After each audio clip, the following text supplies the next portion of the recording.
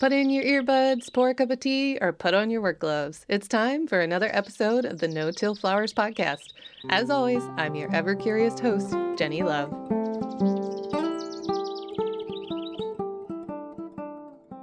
Flowers and insects evolve together, and so many of the larger beneficial insects do visit flowers, and because you have such large floral displays, you're attracting a lot of beneficial insects that aren't available commercially. So in some ways you're a little bit ahead of the curve.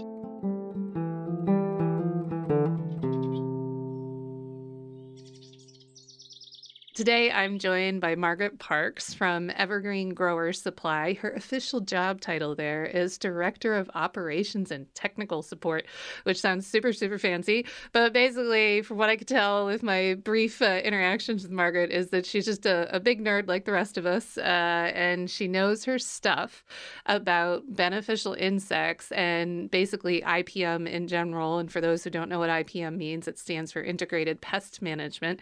And I invited Margaret on today so that we could just get a lot more information, hopefully, out of you, Margaret, to help growers learn how to manage their pest issues a little bit more holistically for those that don't know how to do it yet. So welcome, Margaret. Thank you for being on the podcast.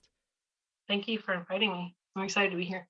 Let's start with a very short intro, because I always like have people know a little bit about you before they trust you as their guru and their guide. Tell us how you ended up where you are today with Evergreen Growers Supply. How did you get into the bug world, essentially? I started Evergreen in the shipping department, which was actually really cool because before I interviewed, I was a little nervous because I was like, whoa, everything that they sell, all the bugs, you are essentially responsible for getting those to the customers alive. Wow. And we are actually really good at this. So I did that for a number of years, and then gradually I started learning from the founder of Evergreen, John Maurer. That's definitely a great way to get started. All right. So now my big picture question, just to get us going, is, are beneficial insects and IPM truly effective in small scale flower farming? Because, we're not like the big guys and we don't have like lots of heated greenhouses and all of that stuff. So what do you think? Yeah. No, they absolutely can do a great job, and they can do a better job than insecticides in a lot of cases. So there are some situations where they work much better, and there are some sort of situations where they don't work. If you're using the beneficials preventatively, it can be less costly, especially since some of the organic sprays are pricier and you have to apply them more often. So even before you get to labor, the labor costs and sprayer replacement parts, it may actually be cheaper to use the beneficials preventatively.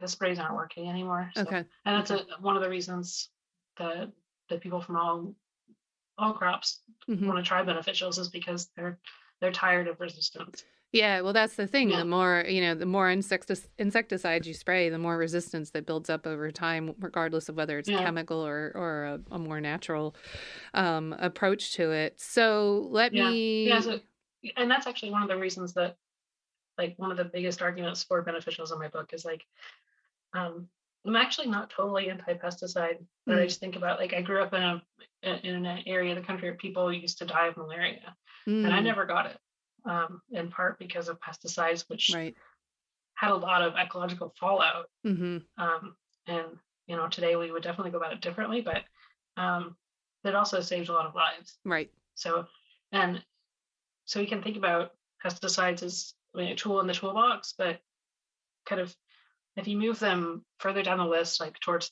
the bottom, towards a choice of lower last resort sorts of things, especially because there aren't as many active ingredients available for a lot of crops as there are for corn, wheat, soy, that sort of thing. Okay. But my question is then, once you work hard to start this environment that attracts and proliferates beneficials in your growing ecosystem, if you spray anything, then don't you just kind of set yourself back? I mean, when do you make that choice where I guess it's a personal choice. I'm going to guess, but I do want Mhm. your expert opinion on it. But for me, I think I've just decided to abandon a crop instead of spray something. But do you think it is better to spray something at a certain point? If it's just like, I've tried all the beneficials I have all, I've got the minute pirate bugs, I've got the green lacewings out here, I've got,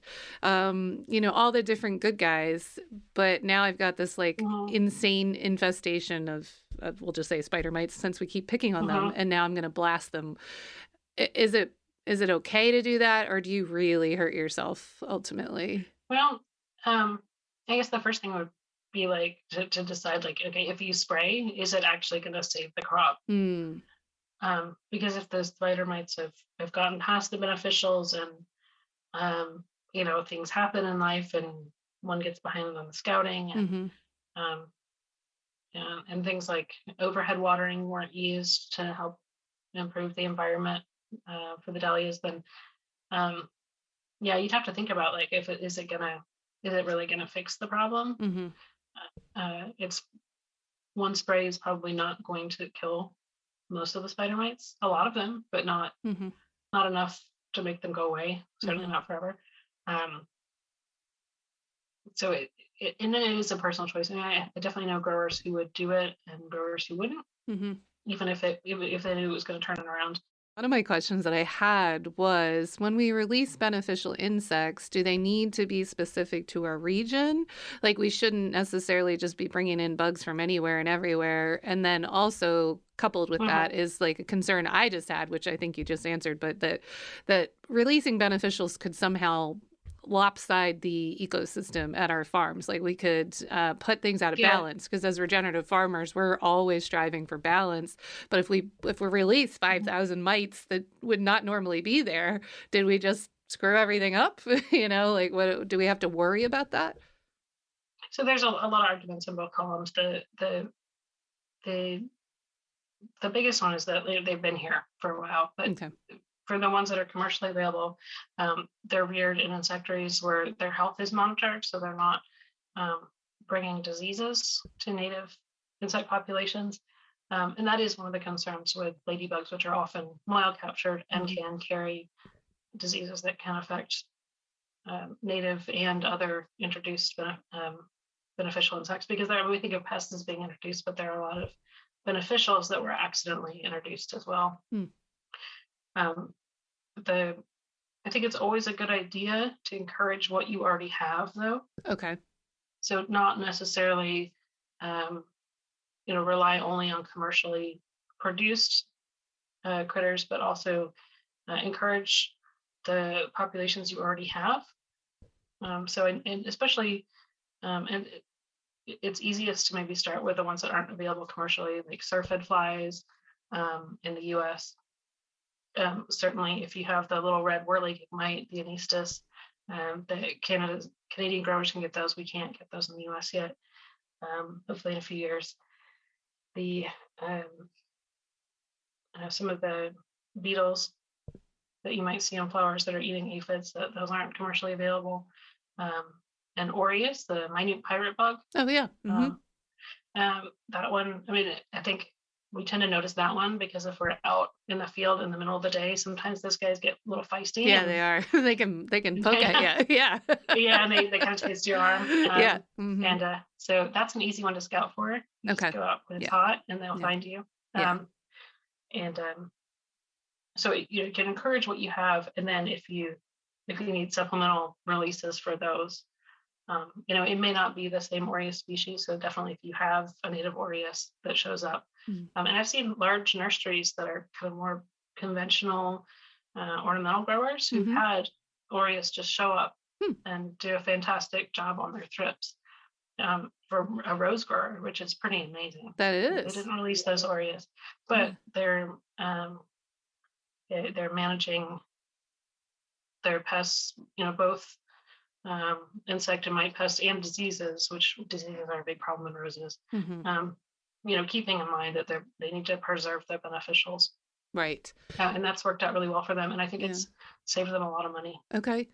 And are they, and then also just in Mhm. general, are we talking about banker crops here where we're setting up habitat specifically to, so for people that don't know IPM, there's a banker crop concept, which is you kind of create habitat specifically for beneficials just to have an on-site insectary, for a lack of a better way of putting it. So is that what was Yeah. happening at that rose grower, or it's just they're just showing up naturally and they kind of just So settle in? with them, they always had like a low number of thrips. Because if it has leaves, it's going to have thrips, Hmm. basically. Hmm. It's kind of just the way it goes for Yeah, you plants. just can't Um, live with, I mean, for everybody listening who's fought thrips, it's yeah. like they're inevitable. You don't grow anything kind of without, thrips around. It's a question of if they're unbearable or not, essentially. Yeah, I mean, if you grow it, they will come. Hmm. There's no doubt about that. So, and then if a pest shows up, somebody will show up to eat it. It's just a matter of how soon it happens. Mm. If we, so yeah, you can have an insectary crop, and a lot of people use the term banker to refer to like a plant that harbors an alternate pest food for the Hmm. predator you want to encourage. Yeah, So just to set them up. commercially people use aphid banker plants with a grass, one species or the other, um, and they'll kind of rear those aphids and then rear parasitic wasp on those aphids, um, to increase the number of wasps Mm. that they can Yeah. release, and that works well for larger growers. But you still have um, weekly shipments of wasps Okay. for a while. So it doesn't necessarily get rid of the cost, and often the shipping cost Okay. is the real, you know, the real burden and cost with beneficials ends up being the shipping. Okay. That makes So that's sense. something to keep in mind. Okay. So but if you have, so yeah, you can have the floral display type insectary where you're attracting beneficials that way, or if you have even a weed that can be selectively managed that Hmm. has maybe an aphid that only eats that weed. Hmm. And a lot of the aphids in the world are picky eaters. Like we think of like green peach aphid, cotton melon aphid, the ones that eat everything. Hmm. But most of the aphids in the world are not pests, um, and a lot of them are really picky eaters. Wow. Um, I didn't know that. Yeah. the fancy word is monophagous. They eat one thing, or they just eat a few Oh. things. So if you have um, an aphid predator that will eat, is not such a picky eater, and so, they'll eat the aphids on that weed, and then they'll move back into your crop over the course of the year. Because often you see that all the aphids don't happen at once. Hmm. Maybe we get some extra early aphids on ranunculus, which it's a mixed bag if beneficials are going to work for those. Okay. Not a lot of great options for cold tunnels, which, Okay. um, for what it's worth, when I talk to the producers, I do whine about how we need more options for cold season aphids. Everybody wants something. Yeah. Yeah. It is a little challenge if you don't have a heated space and then the Yeah. the pests come in earlier than it's warm enough for your beneficials to really take hold. But I for better or for worse, this probably does not help my bug karma at all. I have in the past released beneficials before I thought it was going to be warm enough for them necessarily, but was hoping that they would like 10 of them would Yeah. survive and then end up Sometimes it breeding the works. next generation. Yeah, I've seen it's hit Yeah. or miss because it comes down so much to whether there's like a really cold snap there, and like it's usually in March. Uh-huh. And if it's a really cold snap, then nah, it didn't work. But if you have just enough, you can Yeah. get the starters. If it's in like the mid to upper 40s, Yeah, sometimes 50s, yeah, yeah. it can be worth trying. The green lice wings or even Ophidius. Hmm. Um, the adult Ophidius work. They live longer. They lay more eggs if they have a food source. At least one study compared like actual nectar to a 50-50 honey water mixture, Mm. and the honey water mixture actually did a little better. Oh, Um, but certainly like just throwing in some alyssum um, might be hmm. a good way to suppress weeds and give Yeah. some food for the Ophidius. Okay, that's good to know. Alyssum is a great one, Mhm. and then any of those umbel plants, right, are really good for Yeah, the yeah, exactly. beneficials. Yeah, yeah, Right. Yeah, because it's you want a shallow flower that has nectar. yeah, So it's often these are not the bee habitat flowers. yeah. Um, One of the ones I've found to be good to grow in my unheated high tunnels. So it's an unheated space, but it's a cool season flower that likes to bloom early in the spring is Orlea mhm. and Daucus. So both of those are umbel flowers, flower and carrot. Um, and so they tend to become a good habitat for the wasps, earlier in the season. And then I've got this like booming wasp population as the Oh, aphids good. really settle in. And So then that I was helps. actually talking about these same plants with Oh, another yeah? grower earlier. Ooh, Yeah. So nice. I'm gonna call her back and be like, oh, guess what I just talked to Jenny about. Great minds think alike. Yeah, but I think it can help because both of those, like Daucus and Orlea, are not what Uh-huh. we would consider high value cut flowers. Like they're good. They're cut flowers that we all enjoy, but they're not what you would normally put space in a high value tunnel. You would grow ranunculus instead. But if you're going to end up having lots of aphids on your ranunculus, it behooves you to put at least, maybe like, even 20 square feet of Orlea is a wonderful thing to give up that space, so to speak, of ranunculus because you'll have much healthier ranunculus overall. So, yeah, so I think that's something a lot of people don't think about, but it does work really well. Good. I'm glad that you're using that. And yeah, because if you can keep the population you already have going, Hmm. you have a more, you know, a more consistent number of predators around, and the populations of aphids tend to yo-yo less. Hmm. Hmm. So that um, because if you had the ranunculus and it got loaded with aphids, eventually somebody would show up to eat them Yeah, all, and eventually they would eat them all. right. The plant is not sellable by the time that Right. I was going happens. to say you won't have anything to sell, but eventually they'll eat them all. Yeah. Yeah, outside, if you give it a couple of weeks, something will usually clean it up. Hmm. Hopefully, that's not when you need to harvest, but Right. uh, usually 2 weeks is, somebody will eat it um, by then. One like big picture question for you Hmm. is can beneficial insects that you bring in, obviously Hmm. there's lots of, native Hmm. resident beneficials, but the ones that you would get shipped in from someplace like Evergreen, is Hmm. it even worth considering them for outdoor growing or are they Oh only yeah. effective? Okay, so we Oh can. yeah. Yeah, Yeah, okay. yeah, yeah. Okay. So if a couple of things that come to mind are like if you've had issues with spider mites. Oh, definitely. That was a big one this past summer because we got Yeah. so hot and dry this past summer. Yeah. Yeah. So the bad news is they will be there in the spring again. Oh, why, Um, Margaret? Why? Just lie to me. Just lie to me. Okay, no, don't lie to me. Tell me how to fix it because I've never yeah. had spider mites out in the field. I've had spider mites in tunnels before, but this was like a full-on infestation, like webs and all out in the field to the point where I was like, this is disgusting. So, how do we fix that? Since I'm gonna do it. So there's good news and bad news. I mean, the good news is that it's very preventable. Okay. The bad news is once you get to um, it's all webbed up stage, Yeah. it's a done deal. Like the ship is sailing in the distance, Okay. you know. But I can So steer the ship the second oh season, yeah, right? yeah, Like yeah, like it's a oh yeah, new start, right? Okay, good. yeah. So there's a critter called phalanxes that does a really good job of it eating the spider mites when they're at lower density, when there's not webbing around, and they prefer pretty mild temperatures. Okay. And these guys are nice because they will establish and they will overwinter, and they start feeding in the spring when it's in the 40s.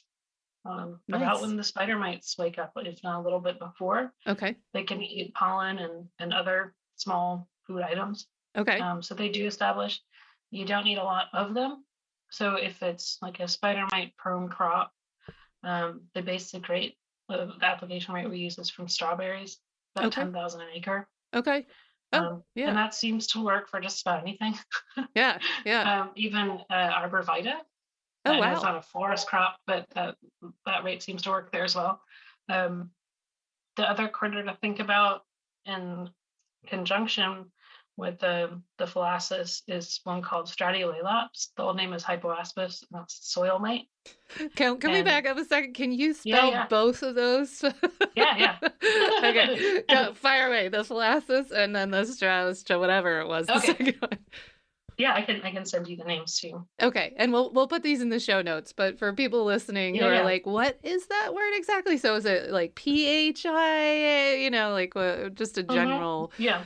Yeah. So the Colossus is actually the specific epithet. So like Okay. in Homo sapiens, sapiens is the specific epithet. So Amblesius phallacis, Okay. Fallacis. Okay. I'm glad I asked.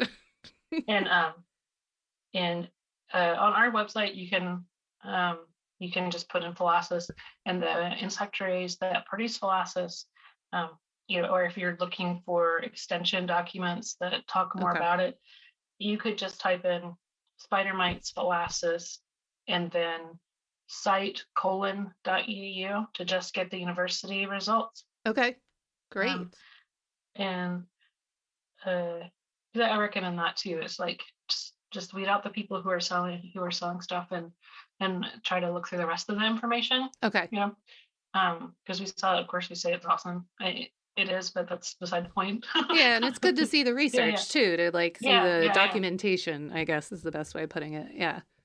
Yeah, exactly. And sometimes you'll see comparisons of different predatory mites that eat spider mites, and you won't necessarily see phallacis in that comparison. It's not produced by as many insectaries Okay. um, as some of the other ones. Like Persimilis is Persimilis. Yeah. And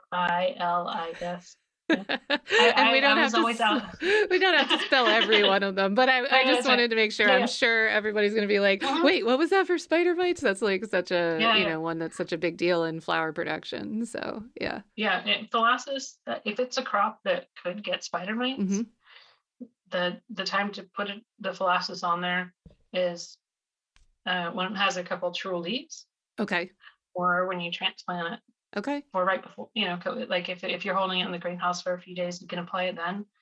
Um, and as long as you're not like really hosing down the plants, the mites will stay on there. Stay around. Um, Okay. All right, that's good to so know. for a larger grower who was using a mechanical transplanter or something, they could apply in the greenhouse and then And then put it uh, out. Okay. yeah, and that would Yeah. save a lot of labor. Yeah. And, Um and the soil mites you would apply, at planting as well, and that wouldn't necessarily be for immediate benefit, but because some of the spider mites, especially um, something like dahlias or yeah, I celosia, was thinking something dahlias. that, somebody who has spider mites that um, maybe that mulch is still going to be there next year, so all the spider mites are going to be there. It Okay. gives phallacis somewhere to overwinter. But the Stratiolaelaps will be active at cooler temperatures as well. And Okay. if the ground freezes, it's fine. They Okay. just go further down. Oh, good to know. Yeah, So I'm definitely going to get a lot of those for my dahlias because that's the thing that really suffered. We had just had such an unusually hot year last year in the summertime, and they just really, yeah, those spider mites, man, they are no joke. And there's like not really a way yeah, once they've gotten, like you said, the ship sailed. Like they got too far ahead of me, and I didn't realize what was happening, unfortunately, until it was too late. and So, if they you do have a little bit of spider mite activity, a tiny bit of webbing, but it's just like a hot spot or hmm two, Persimilis is a really good option there. okay, Um, but if it's in like the mid upper 80s, it's real hot. hmm Biocontrol doesn't have as good of outcome there okay, as it does when the temperatures are milder. okay, The numbers are smaller. The environment really favors the predator at that point. okay, Whereas once it gets real hot and dry, it really favors okay, the pest. And most years we have that beetle Stethurus, and those guys can eat phenomenal amounts of spider mites, and that could be worth releasing, okay, um, even if you weren't going to be able to harvest the crop, okay. just to get the numbers down. And those do and those do establish pretty well. Um, we won't have any this year. Hopefully we'll have it back next year. There's Okay. only one producer, and they won't have any this year. Oh, wow. Our farmers, sometimes things just go well and sometimes they don't. And then you're not manufacturing these bugs. You gotta, you gotta actually nurture Yeah, them and yeah. have a good population. So, yeah. And they have to be healthy. Yeah, yeah, to be able to Yeah. release them and send them out into the world, which I'm glad you guys pay hmm attention to that because I honestly didn't know there was such stringent, which is good. It's good and it makes total Yeah. sense after you say it. Yeah. But to have such stringent guidelines on their rearing essentially. So,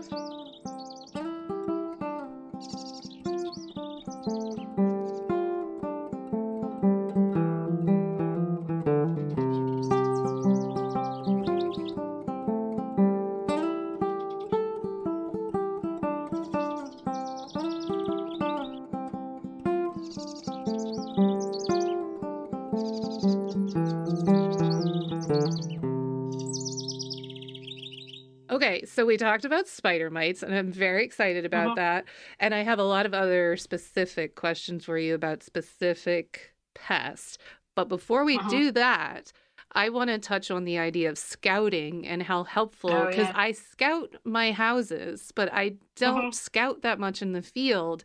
And that's how the dahlia situation happened. So, for newer growers who aren't familiar with the hmm idea of scouting, can you give a little rundown about how absolutely critical it is and how we could do it and go about paying attention to it? Bearing in mind, Oh we're yeah. usually Yeah. Yeah. like one farmer Uh-huh. operations and we can't like it's not like we got an IPM specialist on staff. So, Yeah. So the way that I try to sell scouting to people who are maybe a little reluctant to commit some time each week mhm, um, is that it really lowers your anxiety as a grower because then you are less surprised by mhm, certain outcomes.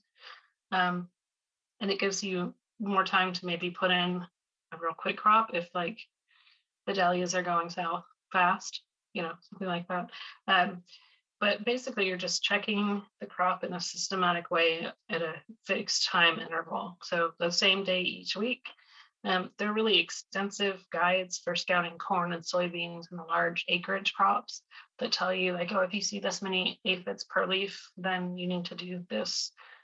There isn't that sort of guide for smaller acreage crops. Um, but you don't really need it, but you do need to have like a jeweler's loop, mhm, um, uh, the just a 10x loop. right. The ones with the lights are nice. I always leave the light on, and Hmm. the batteries burn out, and they're almost as much as the hand ones. Yeah, I've So never just actually so you had one know. with a light. I just have the basic one that you just like flip Yeah, open, the little metal one. Yeah. yeah, and the larger across the lens, the better. Hmm. Um, you look for the word aplanatic. That just means, Aplanatic. All right. yeah, so look for that word. That means that like it's not going to be blurry at the edges. Okay. Because some of the lower quality lenses, Mhm. it's like you're looking through the bottom of a Coke Yeah, a bottle. little pinhole there at the bottom. Yeah. Yeah, and it makes you crazy, and like certainly it's not fun. Hmm. And then there's another word, achromatic, and that just means you're not going to see a rainbow around the edge of Hmm. the lens. Hmm. So that's something else that, Okay. I mean, those are just little quality things that can make or break your day. Yeah. Um, Yeah. the Especially if you're little going to do things this matter. every week, you're Yeah, going to get out there every week with your hand lens. You want to make sure it's a hand lens that you don't mind holding on to and looking through, basically. yeah. So it's worth spending $30 on that Hmm. for sure. And they Hmm. have super fancy ones. I've never even looked through one of those, but yeah, they're really fancy ones that are hundreds of dollars. Oh, wow. I don't think you I don't would need to get that. totally lose that in the middle of my dahlia patch, basically, and never find it again.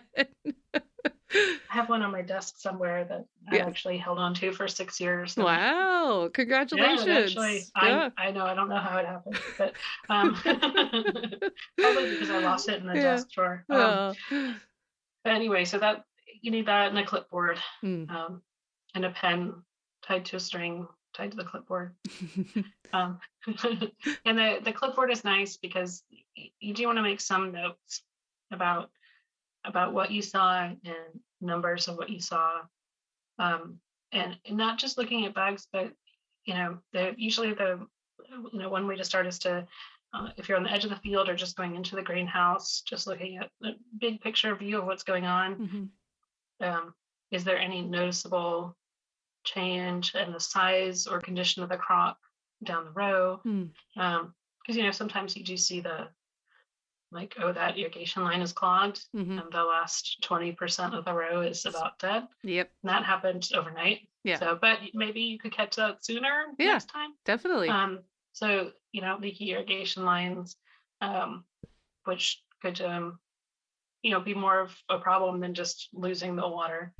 You could actually be encouraging soil-borne disease, Mm. things like Pythium, Phytophthora. Hmm. They like Hmm. standing water. Hmm. Um, and if it's a susceptible crop, that could be doom.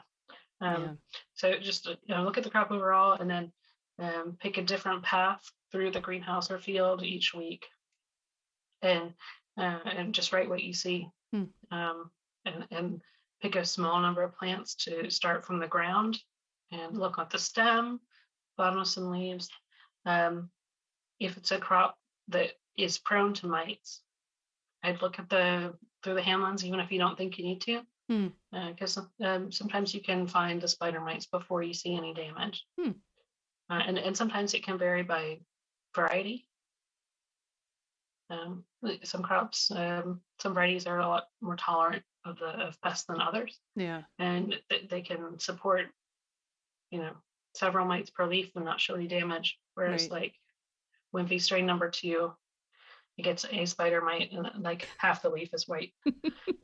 It's an exaggeration, but Yeah. there's variation for Yeah. sure. Yeah. And So you do have to actually look at the leaves is the point. Like actually don't just be like, yeah, don't be like standing at full height looking at a 6-inch crop at your ankles and be like, nah, I don't see any aphids or I don't see it. And like, oh yeah, everything looks good in here. No, you got to kneel down.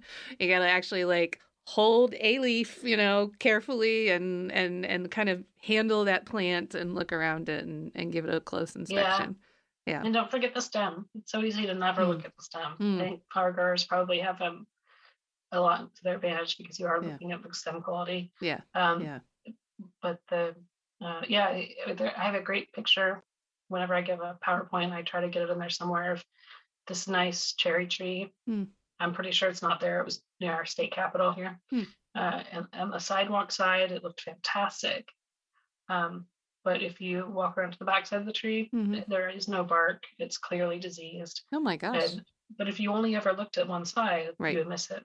And that's Right. why you want to take a different path through the crop each time. Mm. Yeah, that's a good Um, point. Definitely, if there was a problem and you did something to address it, you want to make sure you do want to revisit plants Right. and hot spots to be sure that what you did actually worked. Mhm. So if you were like with the case of dahlias, if you found like a little bit of speckling and you did find some spider mites there, and you release some beneficials, a week later you should see a reduction Okay. in the spider mites, or at least the eggs. Mm. Because as long as the number of eggs is going down, The the population isn't population. going to grow. Yeah. Yeah. Yeah. And that's where scouting reduces stress, because there's less uncertainty about which direction that ship is going. Yeah. Yeah, let me And tell you, so much yeah. stress this summer when the dahlias the ship was clearly going. So, Yeah. yeah. And then if we see something, what do we do? Like I think Yeah. that's one thing Yeah. that stops some growers from scouting is just the anxiety of like, well, even if I saw it, I don't know what to do. So like, what's Or I don't know what it is. right? Like, Yeah, I yeah, don't know yeah. what it is. I I don't know don't what know that how to is. find Yep. out what it is. Mm-hmm. Like, Yeah. it's overwhelming. And then everything has really long names. Yep. Like, why can't we just call everybody Bob and Steve? Like Margaret and Jennie? Like, it's really overwhelming. It is. Right? It is. And nobody was born knowing all these names. Mm-hmm. Like, I know people like me like rattle them off, but like I even learned how to spell them eventually. Yeah. So you can do it. There are some of the places to start are pests. If you do a Google search, pests on dahlias, Mm-hmm. and then you add that site colon.edu, Okay. you might find some pictures Okay. from universities, the extension service around the country that of that particular pest on your crop. so that you can get an idea for what the damage looks like on your crop, because it doesn't necessarily look the same on every plant that's eaten by that pest. Um, and they're and that helps with the pests that aren't as common. Like spider mites eat just about anything. Yeah. Some kind of aphid will eat anything, um, but it's not always the same kind of aphid. Mm-hmm. Mm-hmm.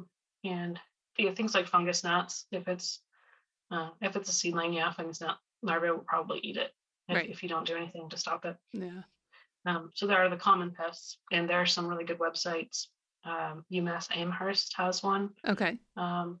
for pests on sticky cards. Okay. I think University of Connecticut had one as well. And some of these I also have. There's a resource section on our website, and there's it's a PDF. It's just called Margaret's Useful Critter Links. And I think if you Google Margaret's Critter Links, it'll come up. And I really need, and maybe now that I've said it out loud, I actually have to update this thing because some of the links are broken. Because right about now, about like 2,000 people are trying to download it. So yeah, so this is what I'll be doing this week. Yeah. No pressure. There's almost all of that is from different researchers working with extension services around the country. And there's some that you'll see come up more than others. Cornell, University of Florida, Kansas, Raymond Cloyd in Kansas has published a lot of grower actionable information. When he had an article about Aureus and one of the cut flower quarterlies. Yeah, the ASCFG publication. If you guys aren't members of the ASCFG already, make sure you join, because there's always usually a good bug article in every edition of the magazine. So yeah. And then also, once we get past the Google phase, whether Google is helpful or not, extension agents can be helpful.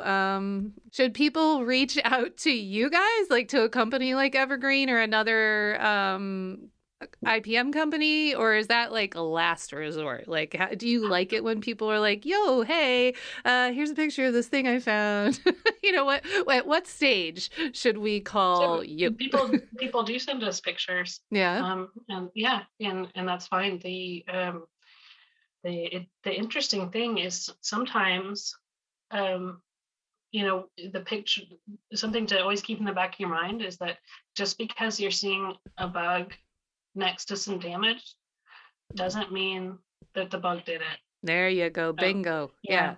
I see newer growers make that mistake a lot, where they just, and a lot of times I've seen growers who aren't super familiar yet, and you will learn, you guys, like, you don't wake up knowing all this stuff. This is just years of observation and culminated knowledge. But I see a lot of newer growers see a beneficial insect next to damage on a crop and immediately assume that insect is bad. And then they're like, how can I kill this? And it's like, no, don't kill that. That's your good guy.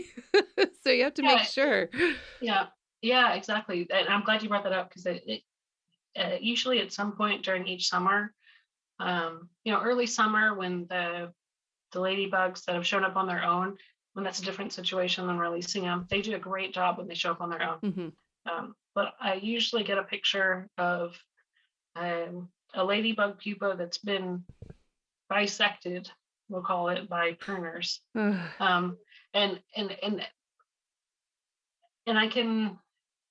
I'm glad that like people are taking action. They're not like waiting around for something to just happen, or like, I have to kill it. Right. And I'm glad they ask before they go after the rest of them. Right. But yeah, those are ladybugs. It does happen for sure. And but everybody in biocontrol is learning something all the time. Yeah. So it doesn't hurt to ask then. It's okay. And it's perfectly understandable if you're just like, I have no idea what to do with this. I need to ask somebody for help. Like a lot of times, like today, I was scouting my own greenhouse actually this afternoon before we got on here. And I was just noticing the soil's too wet at the moment. And this wasn't a bug issue. This is more like, I'm pretty sure Pythiums maybe and this is brand new greenhouse soil space. And I noticed a couple Godetia that are just starting to like look a little like they're wilting like wilty, but the soil's really wet. And there was a tiny bit of spore accumulation at the base of one. And I was like, oh, this could become a problem fast, and then it's just a process of, even though I've been growing for so long, it's still every time you see something like that, there's a little panic. And then it's like, okay, just think this through, get an action plan. It's okay. And just move Yeah. forward with knowledge. So, yeah. And probably the first thing you thought about is the same thing you think about when you see dahlias. Like, can you change the environment in some way Yep. to favor the organism you want, either the plant and or the beneficial insect, and not favor the pest or disease. And that's always the first thing to manage is the environment. Yeah, that's what I immediately vented the whole house. I was like, okay, there's too much humidity in here. I'm venting the whole house. It was, in the 40s today, so I just opened up everything and let the air go through, and it brought the humidity down by about 8%, which was a step. And then tomorrow I'll vent bigly again just to try to keep ahead of it. Yeah, and then I removed that plant that had the spores on it just to double check, make sure it didn't spread anywhere. But yeah, it just happens. It just is. But the fact that you see it, if you can see that there was just one plant, and that because I saw that, hopefully I saved hundreds of plants, in that space. And that's why you got to scout, essentially. Yeah. Yeah, to find the problems early and to keep a record, so you know what time of year this happened, and next year, good point. If you have time to look a month ahead in your notes to what to be on the lookout for, or like, wow, the last 3 years I've grown this, I think I had spider mites, let me look. And then 20 minutes later, when you actually find all the records, then you're like, we did actually have that. Right. And I mean, even if they're just kept on clipboards, 6 months at a time. Yeah. I have to confess, I don't refer back to my previous years. I should really do that. I mean, I do keep notes, but mostly just to be like, oh yeah, that looks like it's getting better, or oh, this is getting worse. I need to be, but I don't think about looking last year. I should do that. Yeah, so you might start off with like 15 minutes per 1,000 square feet or something when you're first starting. I tell people, set a timer. Okay. If you have 5 minutes, if you don't think you have 5 minutes, set a timer for 5 minutes. Make sure you have a clipboard so people know you're busy. I'm doing something. Because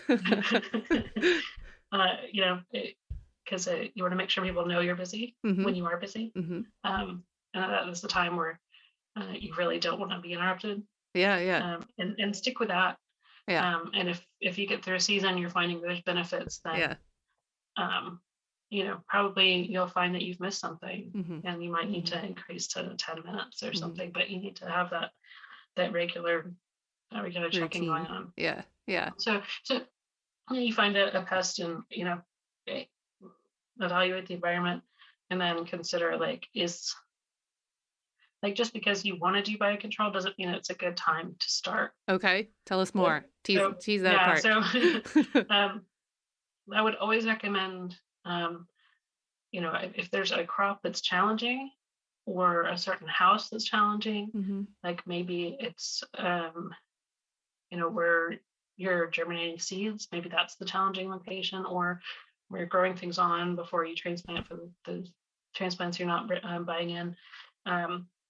Or it is one crop like dahlias, just start thinking about what's likely to happen, and do preventative releases. So you do like phalanxes for the spider mites, and then for thrips, thrips outdoors is a funny one. In the greenhouse, there's a critter called cucumaris that does a really good job. You can use nematodes. Some of the formulations you can spray as well. For thrips, for some of the species of thrips, and they do a really good job. But definitely having things that attract aureus, and making sure to not spray if you have a lot of aureus. And the aureus will be in the flowers. The other thing to think about is if for the paler dahlias, maybe row covers are worth the hassle. Yeah. Or just stop growing them. This is my advice always to growers who are like, I have thrips and blah, blah, blah. I can't, like, I do everything. I have to spray it. I shouldn't be mimicking anybody, but like, there's just growers who are trying so darn hard to grow this thing that, I'm sorry, thrips are just going to be on it. Choose a different color. This is what I always say. It's like, choose a different color. You can grow all the Lysianthus you want. Stop growing dark purple. Because Margaret had so much great information to share, I've split my conversation with her into 2 parts. This wraps up part 1. Tune in next time for part 2, where